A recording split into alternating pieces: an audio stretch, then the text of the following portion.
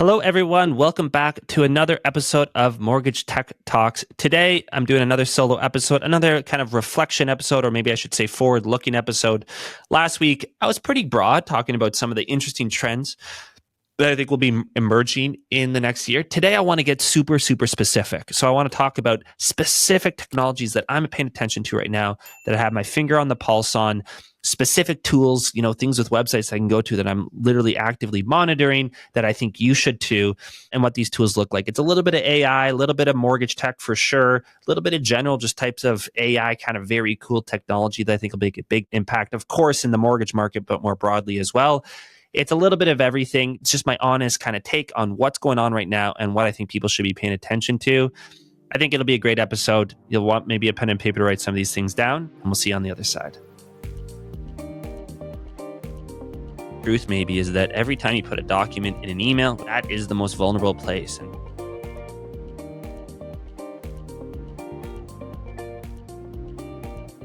Hello, everyone. Welcome back to Mortgage Tech Talks. Today, I am going to tell you the 3 technologies that I am paying most attention to in the mortgage industry. Now, not all of them are super mortgage specific. Actually, 2 out of the 3 are, but 1 isn't. But I think these are all interesting tools, or types of tools, I should say, that I think at the very least, every mortgage broker that's listening to this podcast, and really across Canada, but especially if you listen to this podcast, you're interested in technology, you should be paying attention to it. Now, are these all going to be AI tools? No, not all of them. I think all of them have AI in the name, but I think they all existed in some form or another before the whole AI wave. And so that's a whole rabbit hole we won't go down of saying, okay, what's AI and what's not? And are people just using the AI buzzword to make their tools seem better or more sophisticated? We won't go down that, not today. So let's get into it right here. The first type of tool, and the main one I know in this category, is something called Reclaim.ai. And what it is smart scheduling. So this is that category, actually contradicts a little bit what I just said. It's the category of non-mortgage tools. So it's not just mortgage, but it is AI enabled. This is an AI native tool. I really think it isn't just one that threw AI in the name, and now all of a sudden it is a little bit smart, quite a bit smart, artificially smart, if you will. And what it is basically, I've talked about this in webinars that I've done elsewhere, but just to give you a super quick idea of it, it allows you to put in meetings. Yes, of course, it'll integrate with your Google Calendar if you're using Google. It allow you to put in tasks, so things to do on a daily basis, or just, one-offs. Hey, follow up with this person, that person. But what's really cool, I like a lot about it, is they put in habits, right? So you can say, hey, every single day, I want to make sure that I go to the gym, or I want to make sure I'm posting something on social media, something I think mortgage brokers need to do more of. Or I just want to give all my realtors a call. I know one mortgage broker who spends 2 hours a day, every day, calling the realtor partners, the clients, past clients, live clients, and she's like increased her business more than 2021 levels. It's crazy. And so you can put all these things in. And then, like this automation shows, sorry for those people just listening, but if you are seeing this on YouTube, you can see that it takes all those things. The meetings are fixed, the tasks and the habits a little less fixed, and it moves things around to really accommodate those things. And then, of course, you can set priority levels and say, okay, if I can't do everything today, what do I want to make sure gets done? So it's a pretty cool tool.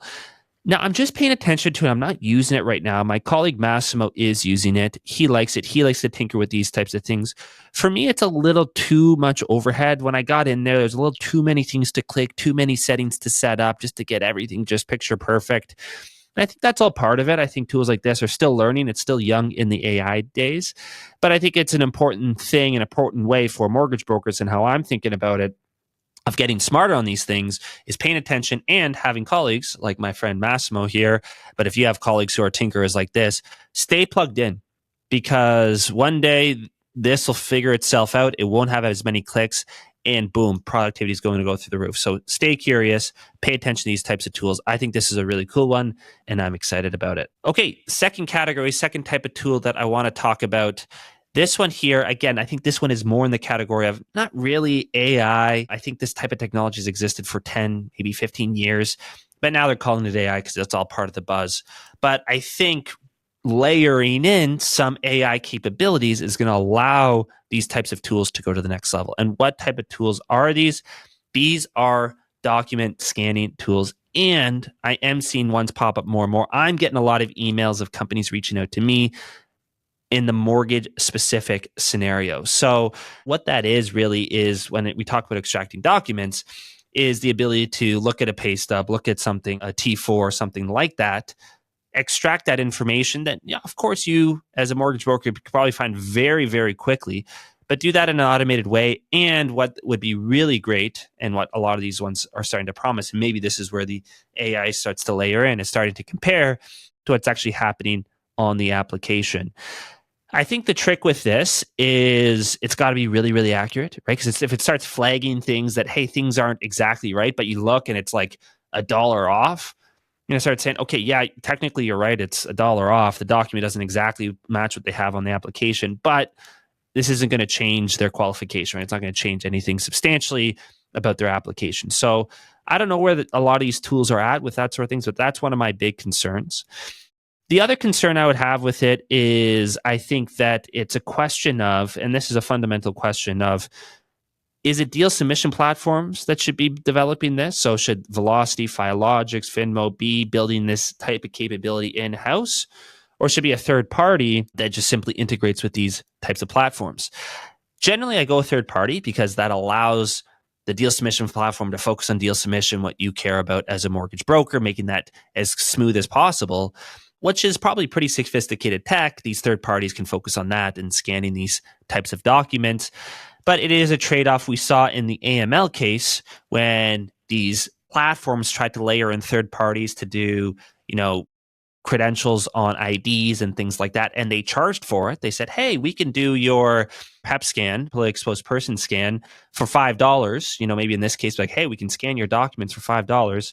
I heard a lot of stories of mortgage brokers just being like allergic to that. $5, you think it doesn't add up, but maybe it does, right? Maybe it does make a difference. And especially if your expectations are not to pay for it, and now you are paying for it on a document by document basis, really starts to add up. And so I think the technology is really cool, and I think it has a lot of promise. I think the tricky part will actually be, how does it get incorporated into the mortgage broker's day-to-day? How does it get priced and everything? I looked on one website, this company called Orculus. Now, first of all, it's US-based, so I don't know if it works in Canada.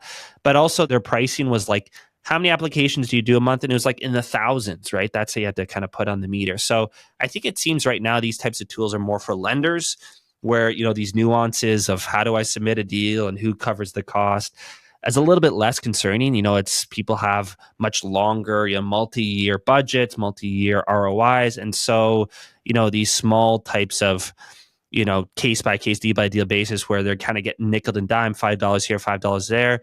That's not really the case of the lender. The lender kind of absorbs those costs as a cost center and lets the producer, whoever's actually doing the deal or managing the deal, to just kind of process through it and do it. So it's a little bit of a different paradigm for mortgage brokers, obviously, because, of course, every time you send that, that's coming out of your pocket as the broker, and that decision needs to be made every time. And I think that's enough friction to maybe stop these types of things in the track. So very cool technology. I do want to see it work. I have confidence that it probably will work. It's just more of a question of, how does this make sense for a mortgage broker? And the most promising thing I see right now maybe would be just the deal submission platforms making themselves and eating the cost. Because again, if they can get more applications through, then they're going to make more money. You're going to be happier as a mortgage broker. And so maybe that's the model that works to get this to market. I don't know. And that's what I'm curious about. And that's what I'm going to be paying attention to over the next year. So we've done two so far. The first one being these kind of AI powered schedulers. Reclaim is a great one. Next one being document scanners, comparing that to the borrower's application, flagging any inconsistencies, got to be accurate. And the big question mark being, how does this actually get to market? How can mortgage brokers start using it? That I don't know. And we're going to pay attention to that. The third one, of course, I've talked about it a bunch in 2024. 2025, I think this is where the rubber hits the road for these types of companies, which are these home valuation tools. And so I don't want to put everyone into one bucket because each platform is a little bit unique, but the high level is, it's a tool that you can load up a client and their addresses in this tool. It'll actually run the valuation of those homes using various databases, which everyone has their own secret sauce.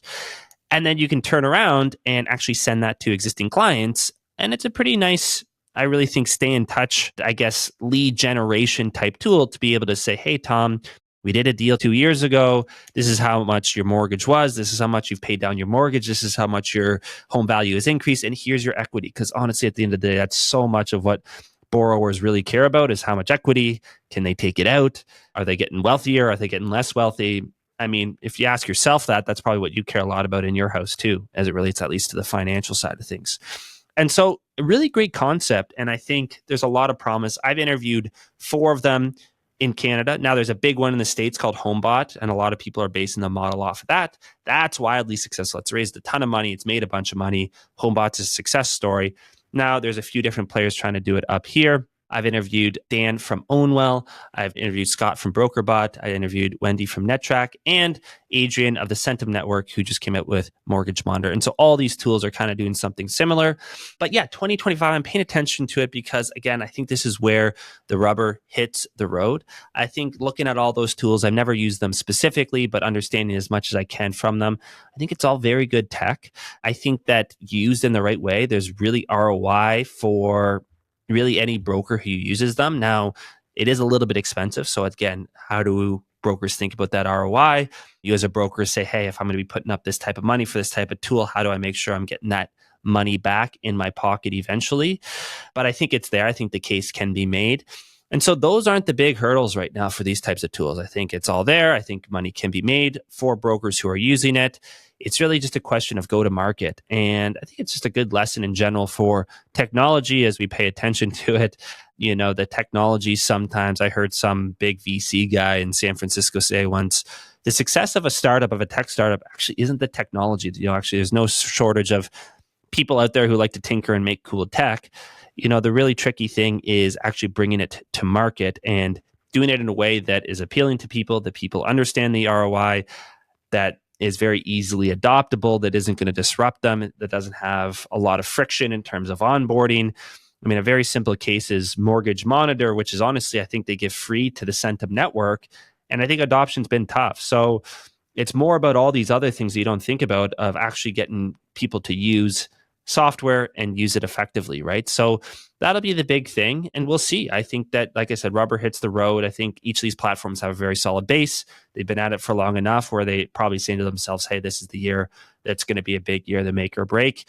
And especially with all the renewals coming up, you know, there's going to be a lot of volume for these platforms to maybe take advantage of. And so, yeah, we'll see. I'm going to pay attention again to that, maybe less so on the technology side, although I'm obviously interested in the tech.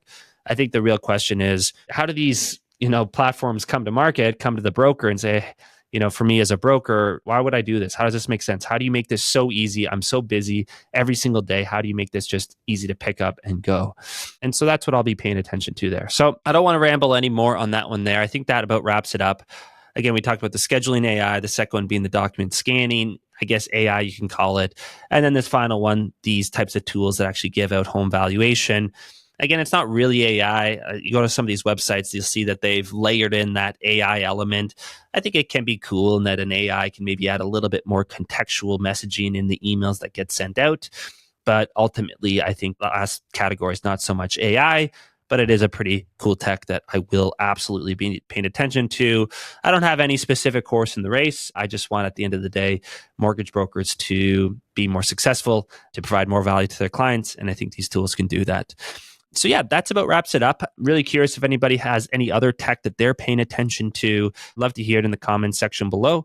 Let's make this a great 2025. I think starting next week, we'll get into a bit more of our normal routine of market updates and things like that. But coming out of the holidays, things have been a little bit slow. So I think it's been a great opportunity to reflect kind of broadly like I did last week, and this being a little bit more specific. So thanks so much, and we'll see you next week.